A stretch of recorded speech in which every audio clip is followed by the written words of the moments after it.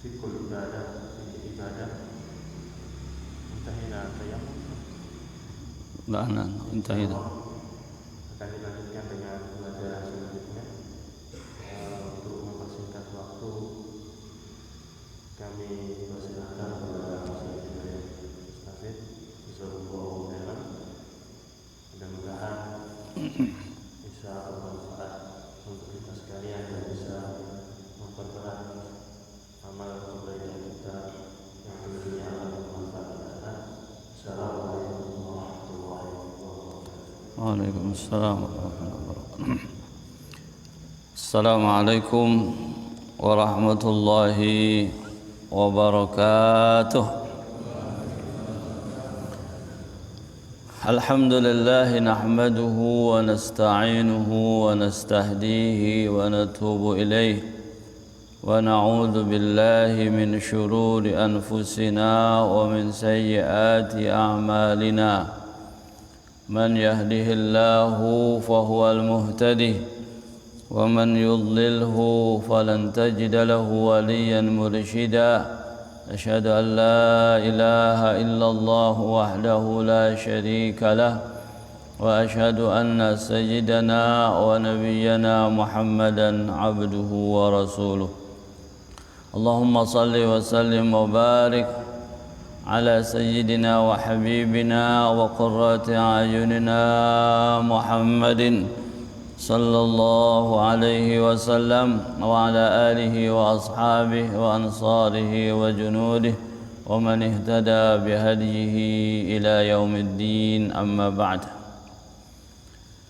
Para hadirin jamaah salat subuh yang dirahmati Allah subhanahu wa ta'ala, alhamdulillah wa syukru ala ni'amillah atas segala limpahan karunia dan rahmatnya kepada kita, sehingga di pagi ini di suasana yang sejuk kita diberikan lagi kesempatan untuk melanjutkan kajian kita dalam rangka meningkatkan keimanan dan keislaman kita. Hadirin sekalian yang dirahmati Allah Subhanahu wa taala, kajian fikih ini yang sudah beberapa kali pertemuan dan terputus beberapa pekan, bahkan beberapa bulan. Alhamdulillah pagi ini kita lanjutkan, dan berkaitan dengan syarat salat kita sudah tuntas menyelesaikan tentang yang pertama, yaitu at-taharah, bersuci. Di syarat sahnya salat adalah suci.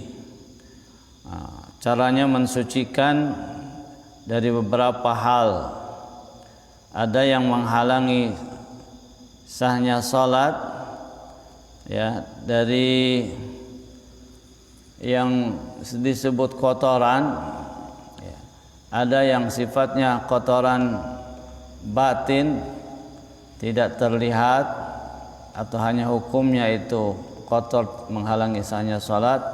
Ada yang bersifat fisik, material, ataupun juga nantinya ada hukmi. Jadi yang sifatnya fisik itu adalah najis, maka disucikan juga dengan air. Terbagi najis mukhaffafah, sekedar diciprati air, hanya satu, yaitu kencing bayi laki-laki belum berusia 2 tahun dan hanya mengkonsumsi susu ibu atau susu juga yang lain. Yang kedua, mughalladhah, yang berat, itu harus disucikan dengan 7 kali basuhan, 7 kali siraman air dengan salah satunya campuran tanah atau debu. Itu najisnya anjing dan babi, juga keturunannya. Selain itu, najis adalah mutawassithah, cukup 1 kali kalau sudah tidak ada ainnya, atau sempurnanya 3 kali.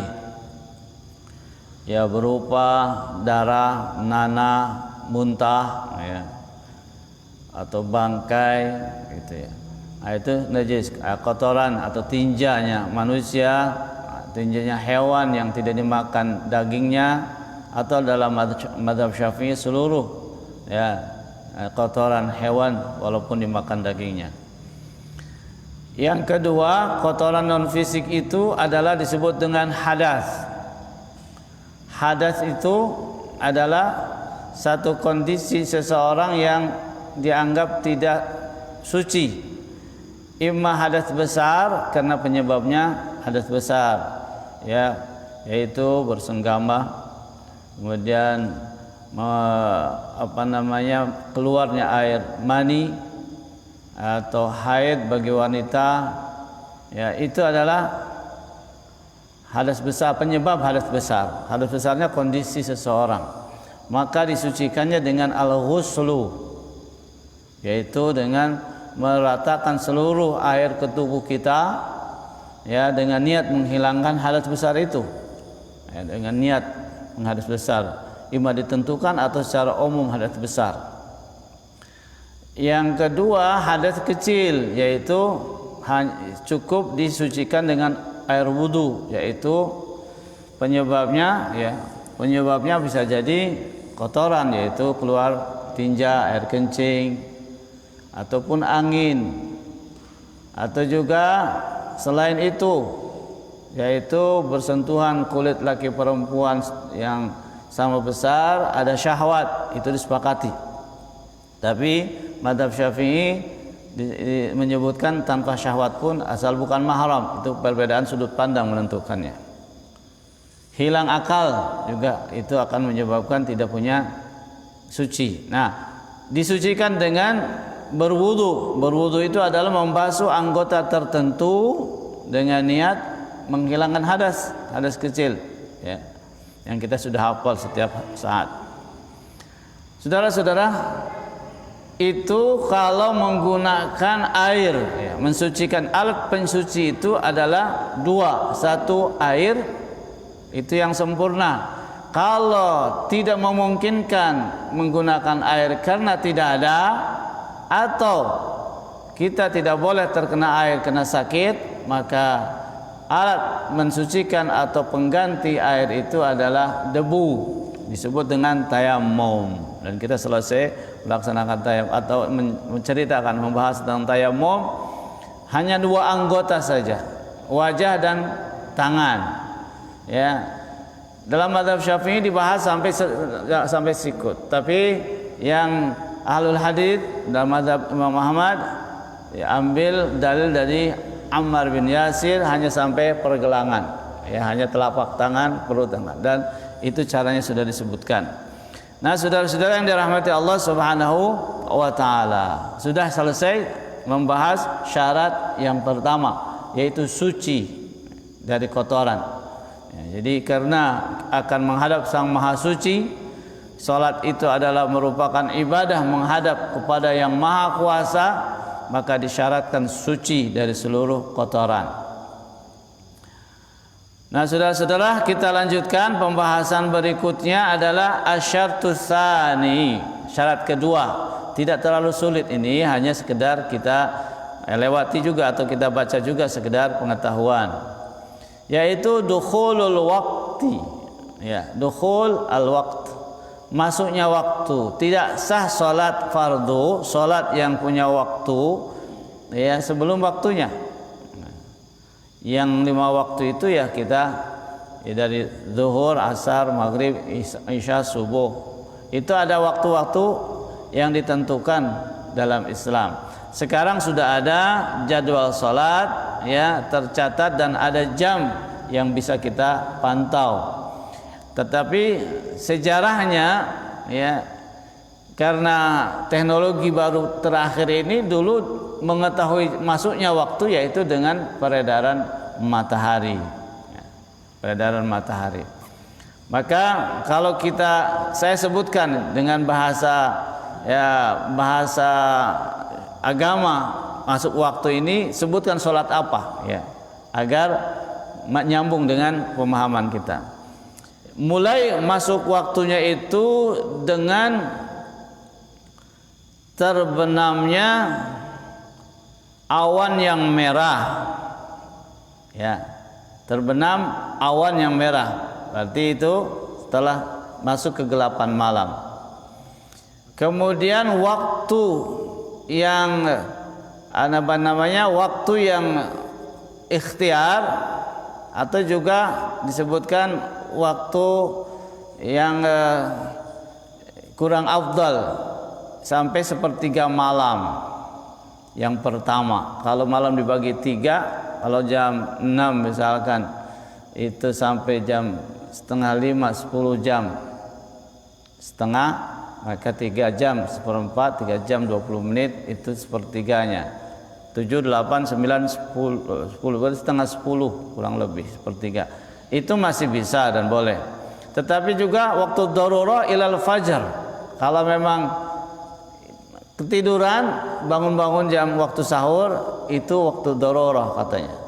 Ada yang mengatakan sebuah riwayat hadis sampai pertengahan malam selesai. Tapi dalam mazhab Syafi'i berpandangan ya pokoknya masuk waktu yang berikutnya itu adalah akhirnya. Walhasil ya lakukanlah salat di awal waktu, karena dalam hadis ya afdhalul a'mali as-salatu ala waqtiha, ya. Amal yang paling utama adalah melakukan salat tepat awal waktu.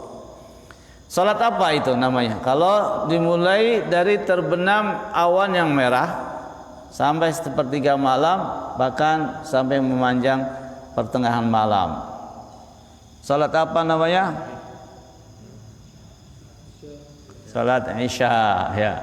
Ya, salat Isya. Kenapa lagi sudah disambung sampai fajar. Jadi dengan kondisi alam yang ada, ya.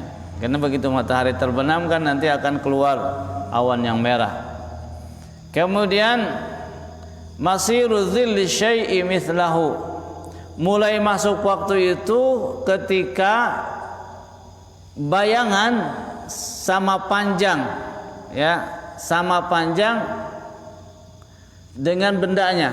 Dulu kan tempat yang lurus begini atau tembok, kemudian ditancapkan satu benda berapa puluh senti, dibuat lingkaran. Nah, lingkaran yang sama jarak dikasih, yang 2 kali lipat dikasih lingkaran. Nah, ketika itu bayangan benda itu sama panjang, bayangannya sama dengan panjang bendanya 1 meter, setengah meter misalkan, itu mulai masuk waktu. Kemudian waktu masih bisa dilakukan tapi milih-milih gitu, ikhtiar, itu ketika bayangan 2 kali lipat panjangnya dengan bendanya, sampai akhirnya waktu makruh menjelang terbenam matahari. Maka itu adalah waktu sholat asar pasti. Kenapa? Menjelang terbenam matahari. Nah, jadi tanpa harus ada jam gitu ya. Kemudian tulu'ul fajar as-sadiq. Nah, fajar itu artinya cahaya yang menyingsing, as-sadiq yang benar. Karena di malam hari menjelang pagi itu ada dua kali di ufuk, ya, di ufuk timur itu ada 2 fajar. Kalau yang al-fajrul kadzib dalam bahasa kitab itu fajar yang dusta, itu bukan membentang selatan utara, tapi membentangnya timur barat. Nah, dari di ufuk, ya, timur ke barat itu ada semacam cahaya putih, tetapi kemudian diikuti gelap lagi, hilang. Nah, baru nanti menyingsing dari ufuk timur utara selatan sedikit seperti benang, ya. Maka bahasa Al-Quran kan disebut hatta yatabayyana lakumul khaytul abyad, sampai kalau ketika makan dan minum di malam hari itu sampai jelas ada benang yang putih. Yatabayyan lakum al khaytul abyad min al khaytil aswad, maksudnya cahaya gitu ya, maksudnya minal fajar, jelaskan lagi. Nah, itu adalah ketika ada terbentang putih itu tidak lagi menghilang, langsung semakin terang, semakin terang, semakin terang. Itu disebut fajar as-sadiq, tulu'ul fajar as-sadiq, ya. Kemudian akhirnya, ya, akhirnya adalah terbit matahari, dan itu waktu haram dilaksanakan kalau sudah matahari. Tapi kalau kesiangan ya wajib dilaksanakan di waktu kita bangun, jangan ditunda, karena tidak ada jaminan akan lanjut usia kan begitu. Bangun waktu langsung lakukan. Tentu itu adalah waktu subuh, ya, waktu subuh. Sekarang tinggal lihat jadwal, lihat jam, selesai azan. Enggak lagi, apalagi ada bangunan-bangunan, ada pepohonan, kita tidak bisa melihat ufuk. Ya, kalau di pantai masih bisa lihat. Itu waktu fajar. Kemudian yang keempat, zawalus syams. Zawalus syams artinya tergelincir, ya. Tergelincir, bergeser, itu matahari. Minal istiwa artinya dari pertengahannya. Istiwa itu artinya pas di atas, gitu ya. Tetapi bayangan itu pasti ada tambahan kalau memang tidak sedang di atas, karena matahari imma di sebelah selatan atau sebelah utara, kan gitu. Sekarang kita mungkin kalau kita daerah kita ini Kupang ada di sebelah selatan Khatulistiwa, ya, sebelah selatan, dan matahari ya sekarang masih di selatan, sedang bergerak akan ke tengah.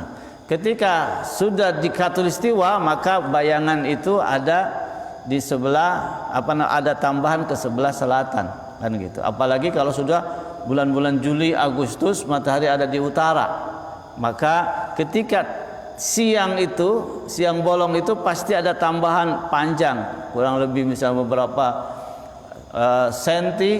Nah itu. Nah, yang dimaksud dengan bayangan itu adalah bayangan ke timurnya, kan bergerak ke utara, ke barat, tetapi ada bayangan ke selatan. Kalau sedang di utara, maka yang dimaksud ada bayangan itu adalah yang ke timurnya. Zawal, bergerak matahari ke barat. Ya, bahasanya matahari bergerak, padahal kita pun bumi bergerak.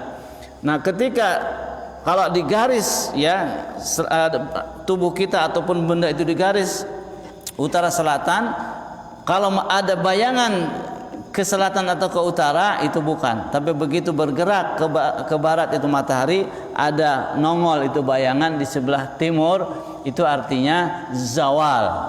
Itu disebut masuk waktu zuhur. Akhirnya masiru zil syai'i mithlahu. Akhir waktu zuhur ketika bayangan dari benda yang kita pasang sama panjang. Jadi masuk waktu asar langsung. Ya. Akhir waktu zuhur masuk waktu asar.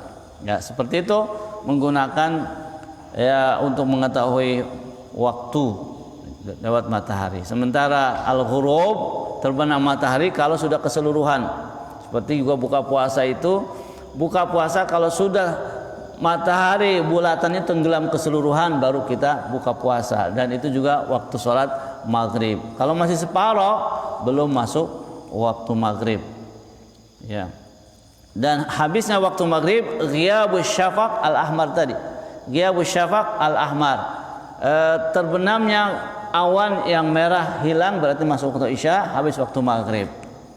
Di mazhab Syafi'i itu ada dua pandangan. Ada yang disebut dengan al-qaulul jadid, al-qaulul qadim. Pandangan yang baru, dan ini pandangan yang baru itu adalah yang tidak dipakai. Al-qaulul qadim, pandangan yang lama waktu di Baghdad, itu yang dipakai sampai sekarang. Pandangan yang baru yaitu ketika di Mesir, ya, Imam Syafi'i rahimahullah, itu waktu maghrib singkat, ya, dimulai masuk maghrib, waktu untuk wudhu berapa menit, azan berapa menit, salat maghrib 3 rakaat ditambah ba'diyah 2 rakaat, 5 rakaat saja. Itu maka ada sebagian orang begitu azan langsung qomat karena mengambil pandangan yang singkat itu, ya. Tetapi di para ulama mutaakhirin bahkan diunggulkan oleh para ulama mazhab Syafi'i, pandangan yang lama lebih kuat, akan lebih leluasa lah. Dan para mazhab yang lain pun mengambil waktu sampai terbenam awan yang merah. Namanya fikih. Fikih itu kan namanya ada ijtihad, ya. Ijtihad dari menyimpulkan dalil-dalil yang berbeda. Nah, saudara-saudara yang dirahmati Allah Subhanahu wa taala, itu tentang waktu saya pikir tidak menjadi problem, karena sudah ada jadwal dan ada jam. Tetapi kewajiban sebagai muadzin harus teliti, harus cermat mengikutinya. Jamnya jangan sampai ada jam yang lambat, yang cepat, terutama di waktu puasa misalkan. Jangan-jangan azan itu lebih dulu 1-2 menit, berarti bisa membatalkan orang-orang yang berpuasa, kan gitu. Nah, kembali kepada pengaturan jadwal salat itu sendiri. Nah, kemudian ikhwati fillah yang dirahmati Allah Subhanahu wa taala, ketika salat itu tertinggal wajib qada. Tertinggal bukan ditinggal.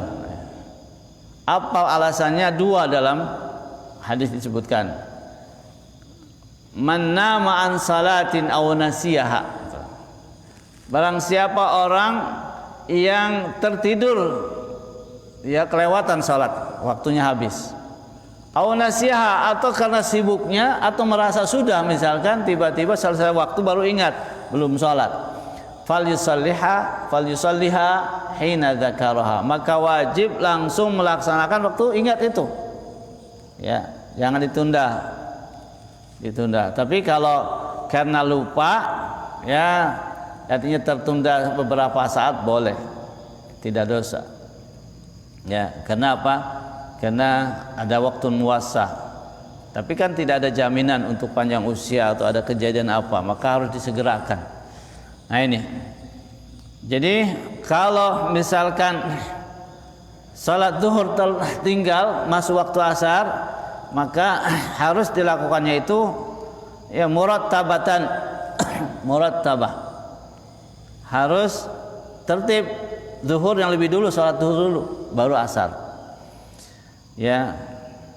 Tetapi ketika terbangunnya itu misalkan sudah mepet waktu asarnya, hampir maghrib, maka dahulukan yang punya waktu yang utama, karena itu waktunya yang tidak boleh keluar lagi. Ya. Kalau tadi lupa atau tertidur nggak masalah, tapi kalau sudah tahu waktunya masih ada kemudian diabaikan, nanti masuk kepada ayat fawailun lil musallin alladzina hum an salatihim sahun. Ya, neraka wel atau celaka bagi orang yang salat. Kalau hanya di situ nanti nggak mau salat. Celaka bagi orang yang salat. Yang bagaimana? Alladzina hum, yang mereka itu an salatihim, dari salatnya sahun, lupa, lalai. Nah ini juga maknanya bisa lupa dari waktunya, ya, kena abai maka celaka. Atau salatnya, sahunnya itu salatnya tidak benar, ya, salatnya tidak mengikuti bacaannya mungkin, nah, itu juga termasuk tidak baik, ya. Sehingga salat itu kan la yaqbalullahu salatan min qalbin ghafil. Allah tidak akan menerima salat dari hati yang ghafil.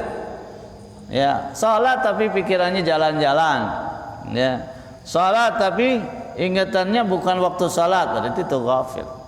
Nah, inilah yang harus kita usahakan. Salat itu adalah menghadap Sang Maha Kuasa. Bahkan mengikuti bacaan yang kita baca dengan khusyuk.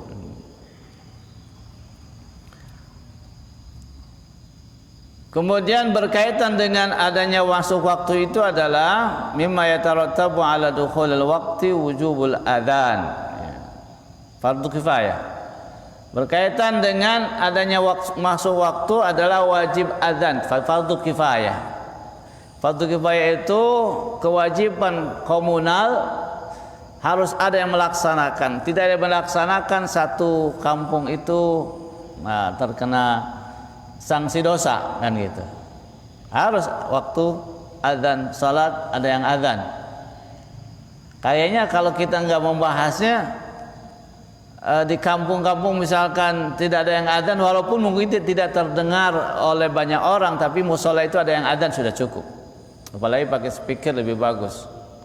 Nah, tapi mungkin ada pandangan lain bahwa itu hanya sunnah muakkadah misalkan, bisa jadi itu sudut pandang fikih bisa jadi berbeda.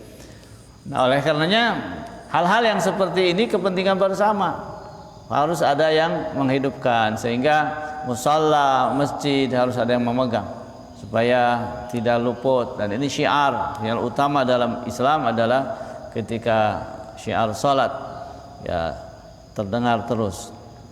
Nah, saudara-saudara yang dirahmati Allah Subhanahu wa taala, ini waktu salat ketika Rasulullah SAW di awal-awal ya menerima kewajiban salat. Bagaimana mengetahuinya? Itu dosennya Jibril alaihissalam ya. Jadi hari pertama Rasulullah diajak oleh Jibril di awal waktu semua ya. Di awal waktu, zuhur awal waktu, asar waktu awal waktu, terus semuanya awal waktu. Di hari kedua ya Rasulullah dibimbing oleh Jibril alaihissalam salatnya di akhir waktu, maka dikatakan baina hadza wa hadza waktu ya, antara ini dan ini adalah waktu untuk salat masing-masing. Itu yang disebutkan dalam keterangan dalilnya, sehingga kita tinggal nyaman saja melaksanakan waktu yang sudah jelas ya. Maka waktu salat itu disebut dengan waktun muwassa'. Kalau zuhur kalau misalkan sekarang jam 12 lewat beberapa menit. Sampai kapan? Sampai jam 3 lewat, berarti sekitar 3 jam. Nah, salat itu kewajiban dilaksanakan di waktu itu. Boleh di awal waktu yang utama ya, bahkan mundur sedikit karena waktu zuhur itu disebut dengan waktu zahirah. Ya, zahirah itu artinya panas terik, bahkan ditunda. Ya, kalau itu di daerah yang sangat-sangat panas suasana, sehingga dikatakan fa'abridu, sejukkan, jangan sampai ketika mendidih. Fa innal jahannatu sa'ar, sedang dipanaskan begitu ya. Nah, di waktu jam 1 masih boleh, setengah 2 masih boleh, jam 2 boleh. Ada satu pesantren ya, mungkin itu sudah ya distrategikan supaya anak-anak itu sebelum zuhur sudah tidur, kemudian dibangunkan sekitar jam 1, kemudian berjamaah. Bisa saja, boleh saja ya, boleh saja, karena itu ada kepentingan untuk kompak habis sholat langsung belajar dan tidak ada yang ngantuk misalkan, asal itu strategi dimaksimalkan. Jangan waktu istirahat pada keluyuran, begitu ikut sholat dan ngaji ngantuk juga ya, itu salah strategi. Nah, ikhwati fillah, jadi itu muwassa namanya, mengambil sedikit waktu. Salat itu cuma beberapa menit saja, 10 menit, paling lama seperempat jam kalau yang mungkin sambil nyetor hafalan. Kan hafalan kita ini harus dimurajaah di waktu salat tepat. Nah gitu.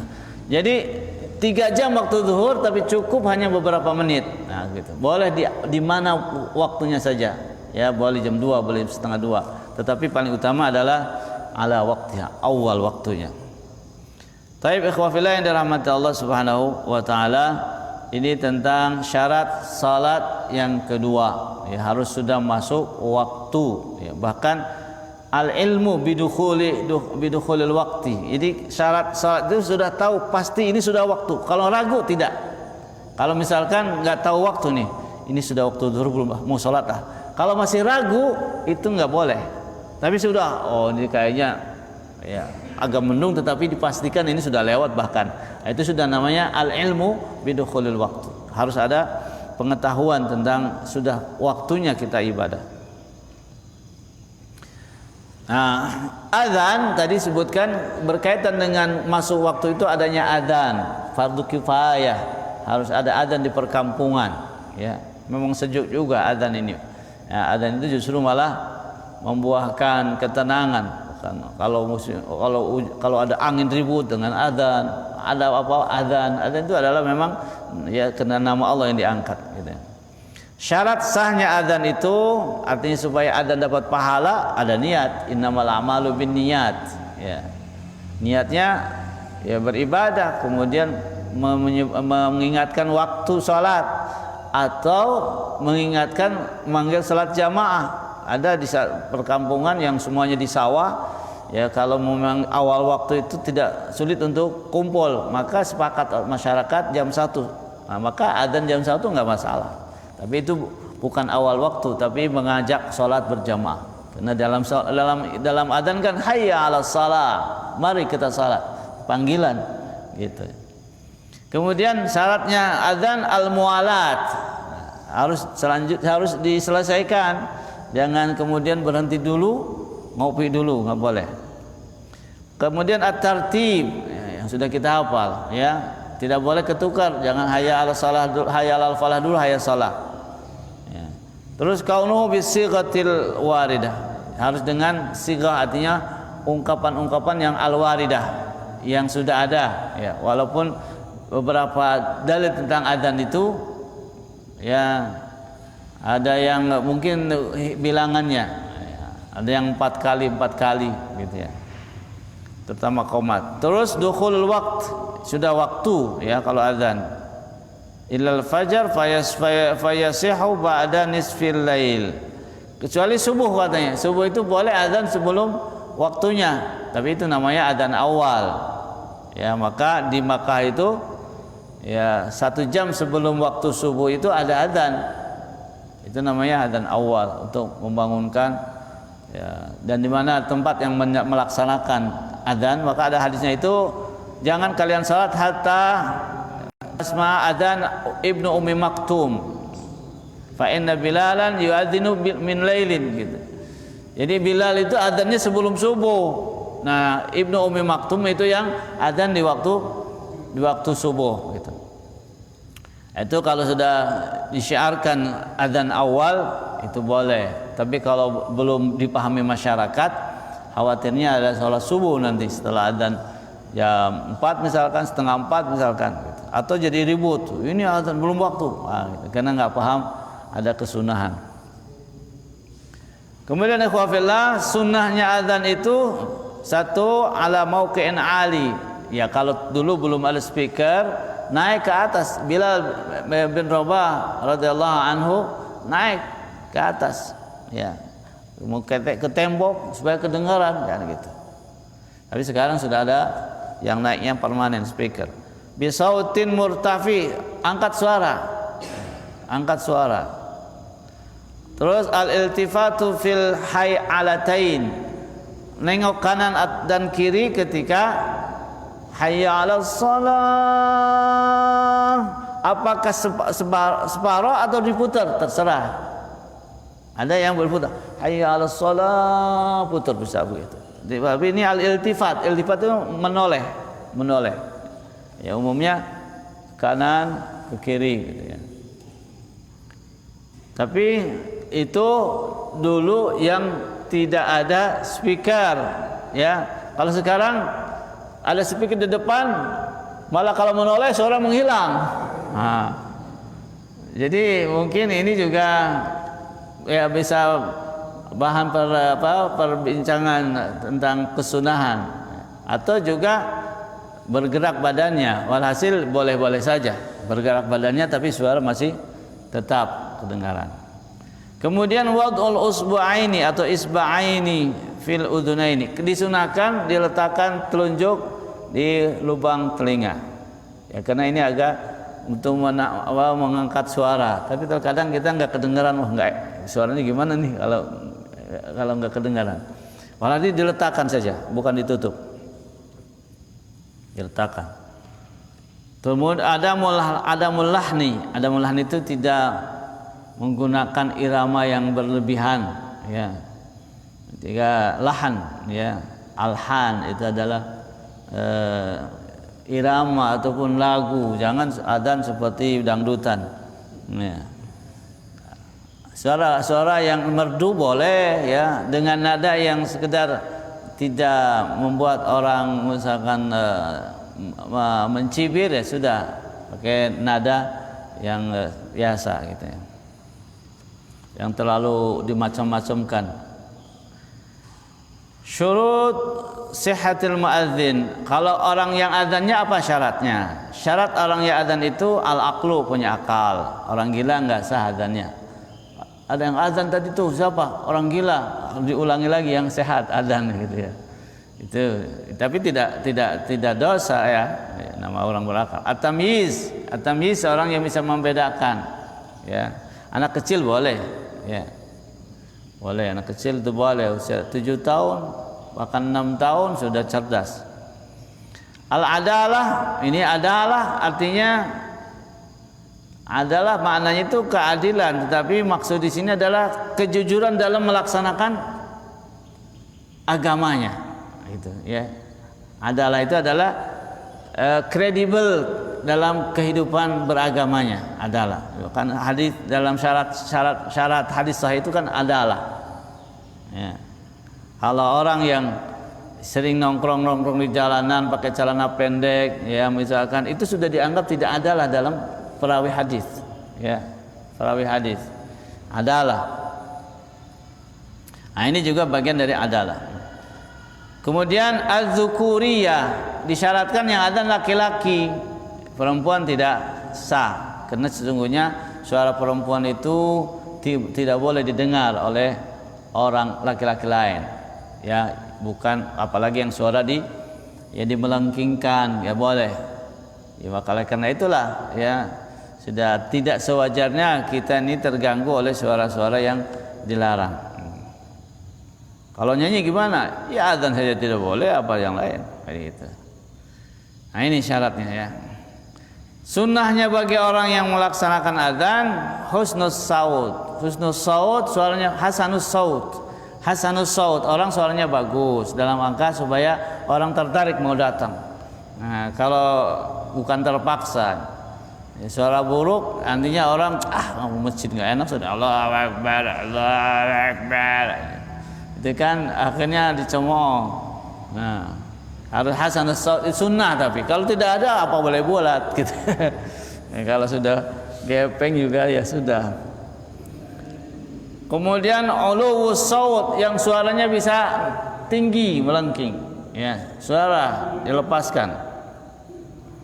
Yang ketiganya al-amanah, dia amanah. Amanah itu ya harus betul jujur, dan jangan ini waktu buka puasa dia makan dulu 10 menit berapa jam baru adzan, itu kan nggak jujur namanya. Orang nunggu-nunggu di rumah. Terus al-ilmu bil waktu, juga dia harus tahu waktu. Kalau memang sudah dewasa, kalau anak kecil itu adzan boleh aja kan. Dia misalkan usia 6 tahun belum tahu waktu masuk atau belum, tapi disuruh, tapi itu namanya tahu waktu. Kesunahannya adalah yang dewasa. Nah, ikhwati fillah yang dirahmati Allah Subhanahu wa taala, itu beberapa hal yang berkaitan dengan adzan. Tentunya adzan pokoknya yang sudah umum lah ya. Allahu Akbar, Allahu Akbar, Allahu Akbar, Allahu Akbar, kan 4 kali jadinya. Ya, dianggap Allahu Akbar, Allahu Akbar 1 kali, berarti 2 kalinya diulangi dan selanjutnya. Nah, sampai la ilaha illallah itu 1 kali, la ilaha illallah. Ada versi lain 2 kali juga. Walhasil sudah yang umum saja, supaya tidak membuat mengotori pikiran dan perasaan orang. Nah, ikhwati fillah yang dirahmati Allah Subhanahu wa taala, itu syarat yang kedua selesai tentang ya masuk waktu ya. Ya, kita akan bicarakan lagi nanti atau sekarang syarat yang ketiga. Masih ada waktu? Al-asilah. Baik. Sekarang kalau ada pertanyaan-pertanyaan atau komentar, tafadhalu untuk bertanya. Silakan, Bapak, ada hadirin yang ada perlu ditanyakan. Kalau gitu saya tanya. Ya. Tafadhal. Waalaikumsalam warahmatullahi wabarakatuh. Bolehkah kita azan 2 kali Ustaz? Misalnya pas waktu masuk waktu sholat, istrinya padam Ustaz. Setelah selesai azan, istrinya nyala, kita bisa ulang azan lagi atau tidak Ustaz? Ya, ini kan dalam rangka memberitahu ketika tidak ada saluran listrik, kemudian tidak ada suara, ya mungkin saja, boleh saja, ya tidak masalah, karena tujuan utamanya adalah al-i'lam, pemberitahuan. Ya, ada banyak orang yang tidak lagi ingat dengan waktu sholat sehingga dengan adzan. Ya, boleh saja, insyaallah. Silakan. Ada 2. Waalaikumsalam warahmatullahi wabarakatuh. Apakah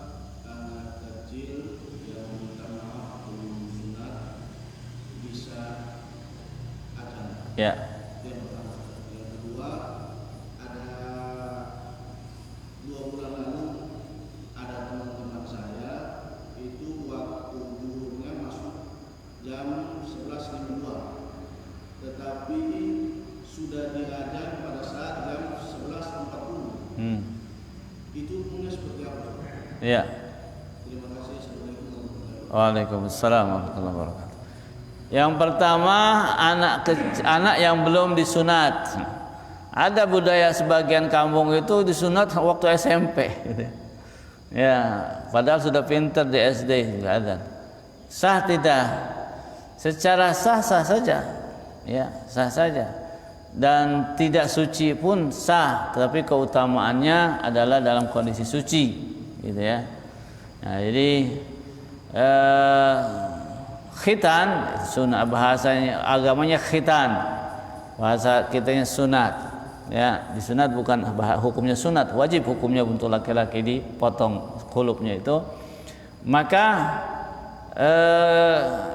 yang kewajiban itu karena kalau sudah melaksanakan salat, ya, karena kuncup itu pasti menyisakan kotoran, tidak sah salatnya orang yang ada najisnya. Maka kalau memang ditarik ke belakang, disucikan boleh. Tapi kalau tidak berarti tidak sah salatnya.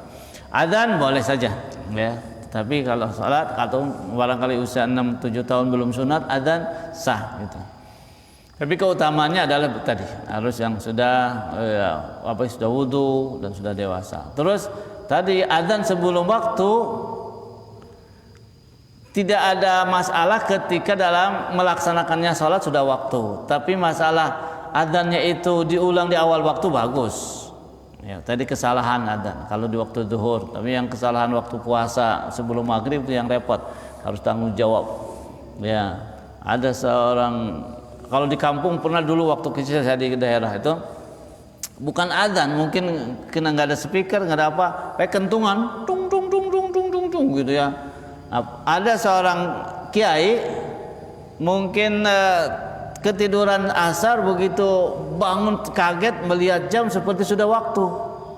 Mungkin kurang 10 menit kok apa dia pukul tung tung tung tung tung gitu. Akhirnya dia sadar dan semua rumah di kampung didatangi, mohon di hari itu dikodok dan kasih beras, artinya tanggung jawab. Karena merasa ini orang nanti batal puasanya kan gitu. Kalau adzan juga seperti itu, maka harus amanah. Nah, kalau memang kejadian kemudian salatnya sudah waktu, setelah itu 10 menit misalkan, insya Allah sah salatnya. Adzannya ya itu kesalahan saja. Pak Kadir. Waalaikumsalam warahmatullahi wabarakatuh.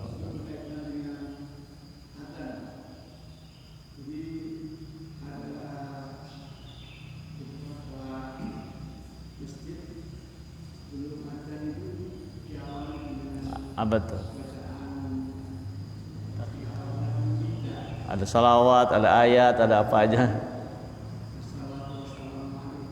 Tasbih.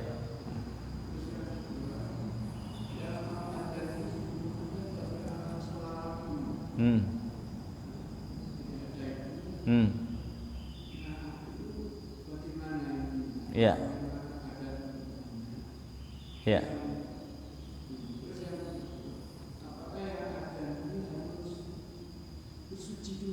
Ya.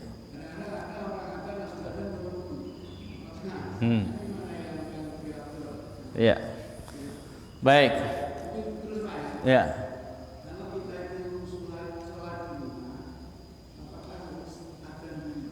Di rumah.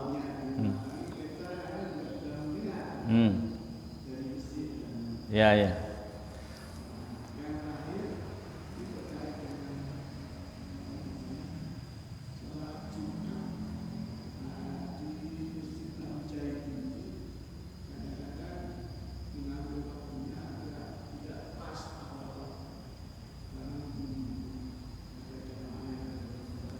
Ya. Ya. Baik, terima kasih. Baik. Yang pertama, adzan Yang pertama adzan misalkan harus suci atau tidak suci, tadi utamanya suci memang gitu ya. Jangan langsung adzan baru ke WC. Nah, jadi persiapan sebelum waktu lah gitu sebaiknya ya, biar dapat keutamaan betul ya, utama adzan, keutamaan suci gitu, dan sebagainya. Kemudian bacaan sebelum adzan ya. Kalau sekedar bismillahirrahmanirrahim. Nah, bismillahnya boleh aja, itu segala sesuatu yang baik bismillah dulu gitu ya. Tetapi ajaran adzan adalah dimulai dengan Allahu Akbar, Allahu Akbar, Allahu Akbar. Nah, ulangi sampai la ilaha illallah, itu ajaran adzan. Itu dihasilkan dari mimpi. Ini Abu Mahdhurah yang mimpi itu seorang muadzin, Abdullah bin Abu Mahdhurah. Kemudian Umar bin Khattab radhiyallahu anhu juga ternyata ketika dilaporkan ini adzannya kepada Rasul karena mimpinya ingin melihat yang bawa lonceng, ya, wah ini bagus untuk ngasih tahu orang waktu sholat, gitu ya. Terus ada mimpi dengan yang lain, ada pakai trompet gitu. Tapi ketika datang jangan ini dibaca untuk waktu sholat. Akhirnya dilaporkan kepada Rasul. Itu bacaan adzan dari mimpi, kata Rasul SAW. Nah, dipanggil Bilal yang suaranya bagus, suaranya tinggi. Sudah ini baca waktu sholat untuk ngasih waktu sholat. Nah, terus Umar bin Khattab begitu mendengar, saya mimpi seperti itu. Gitu. Mimpi suruh ngasih waktu, kan dulu para sahabat bingung ngasih waktu pakai apa. Bahasa kita teriak-teriak, mungkin bahasa kita. Nah, dipukul kentongan atau apa. Nah, maka dimimpikan itu azan. Nah, dari Allahu Akbar sampai la ilaha illallah. Ini kalau bismillah dulu silakan.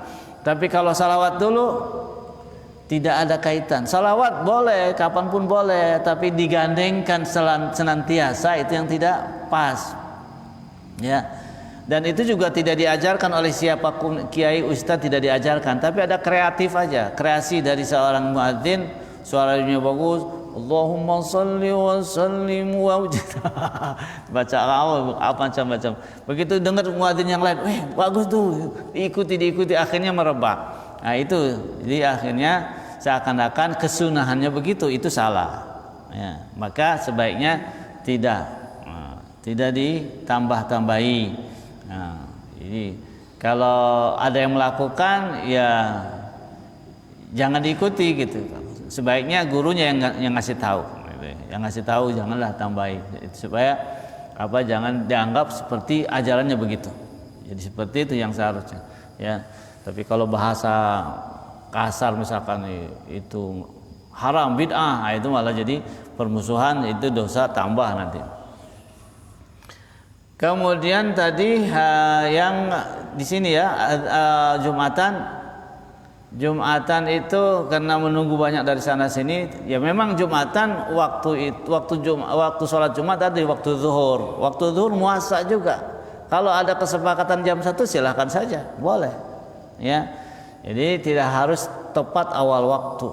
Ya, karena itu kesepakatan dan yang menjadi kepentingannya adalah kumpulnya jamaah kan gitu, boleh gitu ya, karena ya supaya lebih orang-orang yang mengejar waktunya tahu di sini jam 12, pokoknya walaupun setengah 12 waktu jam 12 berarti orang bisa mengejar di sini, boleh, nggak ada masalah kan gitu. Nah, kalau ini kondisinya berjauhan atau ada orang-orang yang sudah tahu sedang di mana bisa mengejar, itu bagus gitu. Apalagi satu lagi selesai. Di rumah, yang azan di rumah, ya, di rumah. Kalau yang ibu-ibu yang sudah misalkan sendiri-sendiri sholatnya, ya sudah azan di masjid selesai. Tapi kalau ada kelompok misalkan di satu gedung, mereka mau ngadain jamaah karena untuk keluar kerepotan, azan dulu bagus. Ya, kalau ada jamaah, gitu ya. Kalau ada adzan dari luar, tapi kalau turun apalagi di perkotaan sulit, misalkan ada di perkantoran jamaah sendiri, ya adzan. Ya, walaupun dengar dari luar. Jadi ada adzan fungsinya memberi waktu, memberitahu waktu salat, ada adzan untuk mengumpulkan salat berjamaah. Taib, itu boleh. Bagus. Kalau sendiri tidak dengar adzan dulu. Kalau dengar adzan tidak cukup qomat.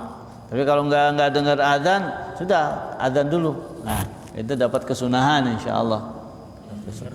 Dengar itu dari orang atau mungkin dari HP. Itu dia. Kalau dari HP, kalau dari alat itu sebaiknya adzan. Ya, sebaiknya adzan. Jadi orang yang melaksanakan itu yang kesunahan yang menjadi fardu kifayah. Jangan kemudian fardu kifayah ini sudah ada otomatis alat gitu setiap waktu adzan. Itu namanya tidak ada bukan manusia pelaksananya itu. Ya, itu alat. Ya.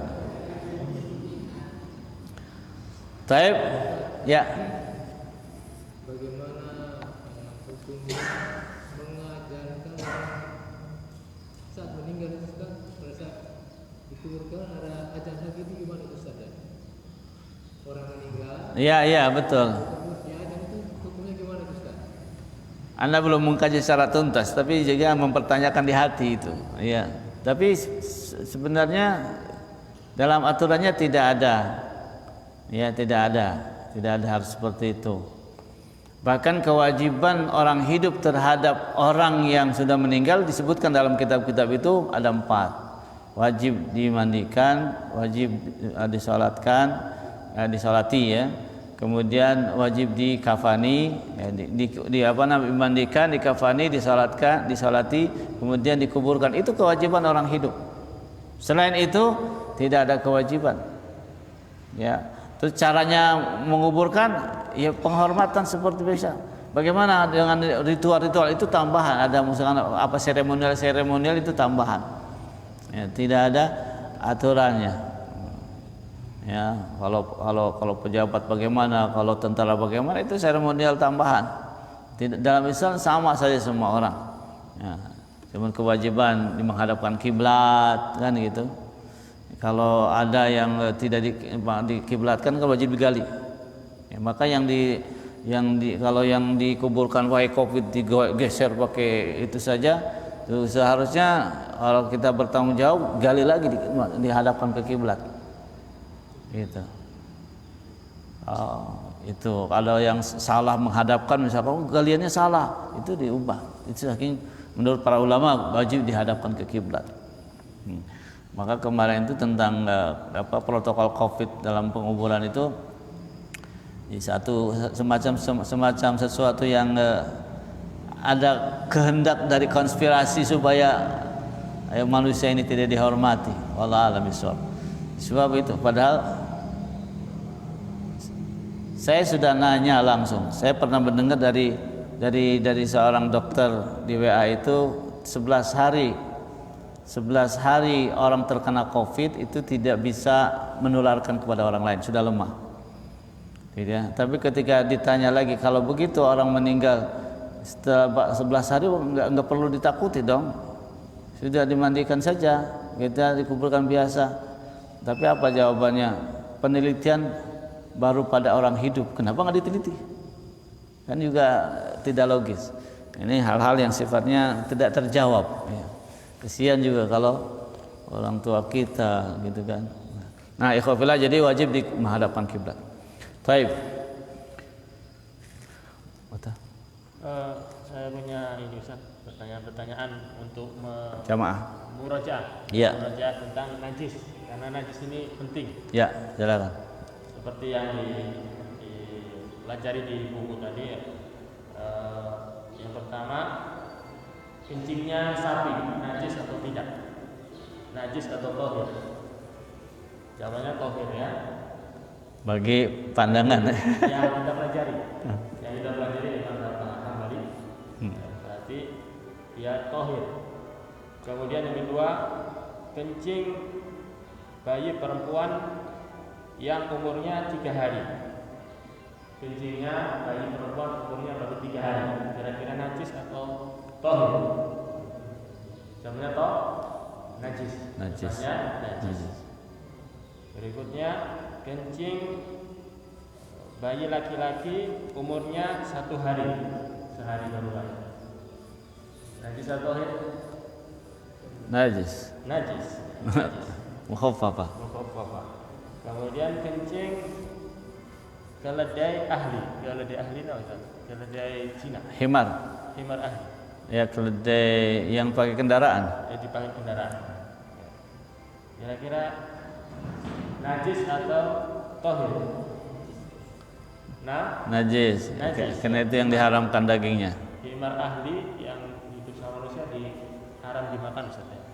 Haram. Ada Keledai yang liar. boleh dimakan Ustaz.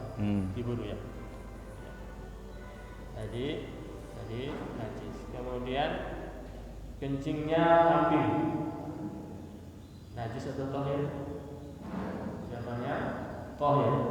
Ala madhab. Madhab Hambali. Jadi dalam madhab itu yang halal dimakan, kotorannya tidak najis, karena tidak najis. Kemudian bangkai lalat, najis atau tohir?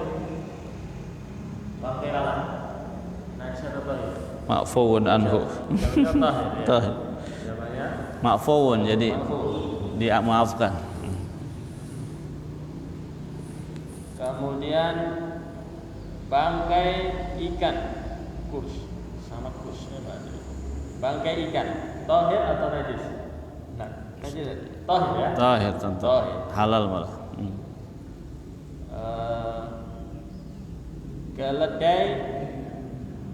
Keledai ahli yang hidup, najis atau tohir? Himar ahli, najis. Yang hidup ya suci lah. Suci. Kucing juga suci, gajah juga suci kalau masih hidup. Kalau masih hidup ya. Kemudian kucing tohir. Kemudian Nabi itu syair alladhi yuskar kathiru. Yuskir ya, itu sejenis khamar. iya. Khamar. Dia adalah najis. Dalam mazhab najis. Kemudian air yang rokik, yang lembut, yang keluar dari ketika permulaan syahwat. Cairan. Cairan yang keluar ketika di awal-awal syahwat. Najis atau tohir? Misal mani. Madi, itu madi. Itu enggak, itu namanya keputihan. Apa? Ada harga zakat. Ayam zakar nah. Mabadi syahwat, ketika permulaan syahwat. Najis atau Mazi najis. madi, itu madi. Ini adalah najis. Kemudian kambing suci ya, tohir. Ada unsur penunjang. Darah yang keluar dari luka, najis atau tohir? Najis. Kemudian mani, tohir atau najis? Suci. Suci. Mani suci, madi najis. Najis. Kencing anjing, najis. Apa lagi? Kemudian tikus. Hidupnya tidak. Hidup. Tohir. Kalau hidupnya suci. Terakhir. Tahir. Kalau mati bangkai. Rutubatul farjil mar'ah. Suci. Ya. Apa ini? Rutubah. Keputihan. Keputihan. Ada cairan yang dari kemaluan perempuan. Tohir atau najis? Menunjukkan. Suci. Nah. Tohir ya. Dia tohir. Kemudian ludahnya anjing najis. Kemudian jelaskan tentang bagaimana cara menghilangkan najis berikut. Setetes khamr yang mengenai baju, bagaimana cara membersihkannya? 3 usapan atau cukup diperciki atau dicuci 1 kali atau sab'a ghasalat 7 kali cucian tanpa tanah atau 7 kali cucian dengan tanah. Ya. Disiram Air semua. yang kena baju, air khamr yang kena baju. Cara membersihkannya bagaimana? Dalam mazhab itu adalah 7 kali cucian. 7 kali cucian. Ya, ini tentang bagaimana cara membersihkannya ya. Singkatnya memang cara membersihkannya tadi yang sudah dijelaskan Ustaz. Ya, ada yang kalau najis itu di tanah maka cukup sekali diguyur dengan air. Kalau najis terhadap tanah cukup sekali diguyur dengan air. Kita pelajari, saya perjelas lagi biar tidak lupa. Kemudian ada yang dengan 3 kali masahat, usapan. 3 kali usapan. Itu apa? Orang yang kencing dengan tidak ada air kemudian diusap dengan batu atau sejenisnya. Itu 3 kali usapan. Istijmar. Kemudian ada yang disucikan dengan cukup dengan nadhah, diperciki. Yaitu apa? Yaitu kencingnya anak kecil yang belum makan makanan. Bayi laki-laki. Nyusu. Ya. Bayi laki-laki. Bayi laki-laki. Kemudian ya, selain itu semua ya, najisnya harus dicuci ya, dalam pelajaran yang kita pelajari dicuci sebanyak 7 kali. Kalau anjing dengan tanah itu saja. Nah, ini ada pertanyaan-pertanyaan yang berkaitan dengan itu saja.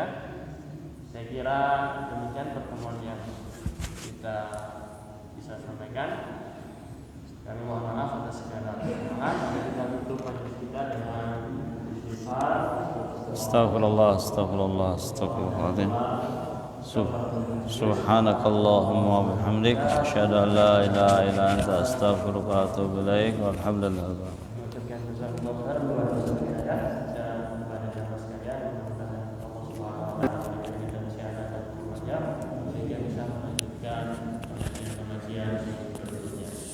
Saya wassalamualaikum